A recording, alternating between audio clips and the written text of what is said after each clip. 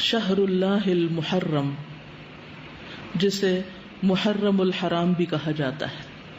محرم کا لفظی معنی ہے حرام کیا گیا، یعنی جس مہینے کی حرمت ہے، جس میں بہت سے ایسے کام حرام کیے گئے ہیں جن کو ایک مسلمان نہیں کرتا یا ان کا کرنا اس کے لیے حرام میں آتا ہے۔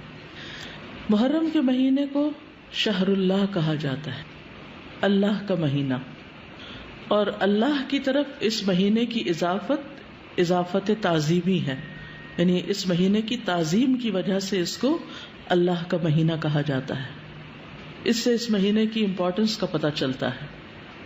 صحیح مسلم کی روایت میں آتا ہے، ابو ہریرہ رضی اللہ عنہ سے روایت ہے کہ رسول اللہ صلی اللہ علیہ وسلم نے فرمایا، رمضان کے بعد سب سے افضل روزے اللہ کے مہینے محرم کے ہیں۔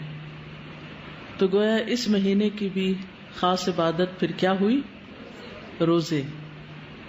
عشر ذی الحجہ میں تو پہلے 9 دن کے روزے تھے، لیکن اس میں پورے مہینے میں سے جب بھی آپ چاہیں روزے رکھ سکتے ہیں۔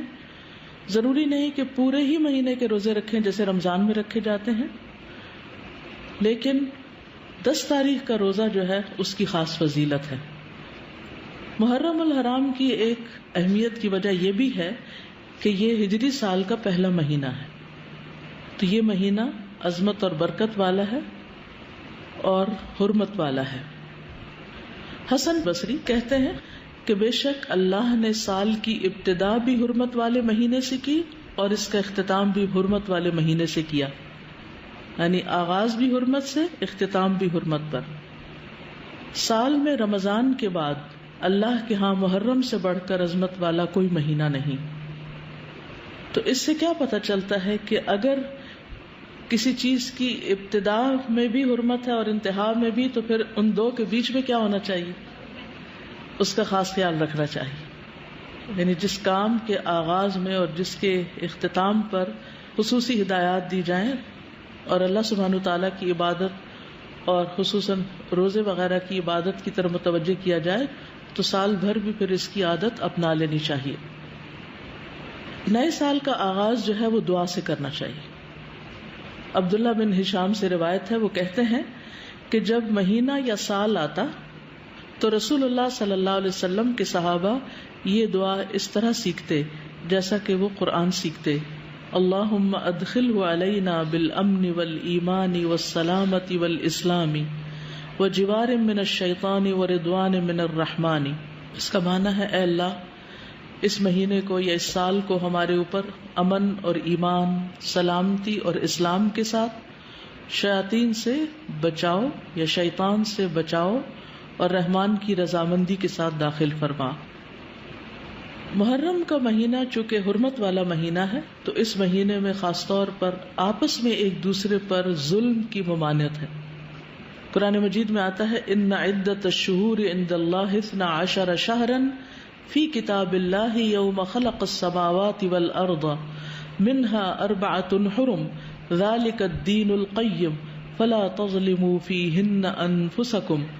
بے شک مہینوں کی گنتی اللہ کے نزدیک اللہ کی کتاب میں 12 مہینے ہیں، جس دن سے اس نے آسمانوں اور زمین کو پیدا کیا ان میں سے 4 حرمت والے ہیں، یہی سیدھا دین ہے، سو ان میں اپنی جانوں پر ظلم نہ کرو۔ تو میسج کیا ہے؟ فلا تظلموا فیہن انفسکم، اپنے آپ پر یعنی ایک دوسرے پر ظلم نہ کرو۔ تو کیا نہیں کرنا اس مہینے میں؟ ظلم نہیں کرنا۔ ظلم کی کون سی شکلیں ہوتی ہیں؟ ظلم ہوتا ہے کسی کو اس کے حق سے محروم کرنا، کسی کا حق چھیننا، کسی کا حق مارنا۔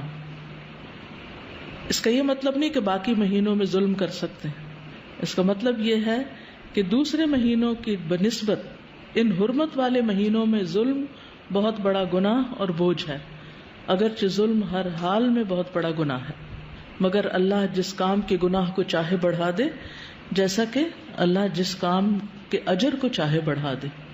یعنی وہی نماز ہوتی ہے، وہی صدقہ خیرات ہوتا ہے، لیکن عشرہ ذی الحجہ میں کیا ہوتا ہے؟ اس کا اجر کئی گنا بڑھ جاتا ہے۔ اسی طرح حرمت والے مہینوں میں ظلم کا گناہ جو ہے وہ زیادہ ہو جاتا ہے، اور یہ 4 مہینے خاص طور پر 1/3 آف دا ایئر خاص طور پر اس لیے اس کام کے لیے رکھا گیا اور اس کی شدت کا احساس دلایا گیا تاکہ لوگ اس کی پریکٹس کریں، کانشیس ہوں، اور خصوصی طور پر اس میں اپنے آپ کو ایسے گناہوں سے بچائیں تاکہ باقی سال بھی اس پر عمل کر سکیں.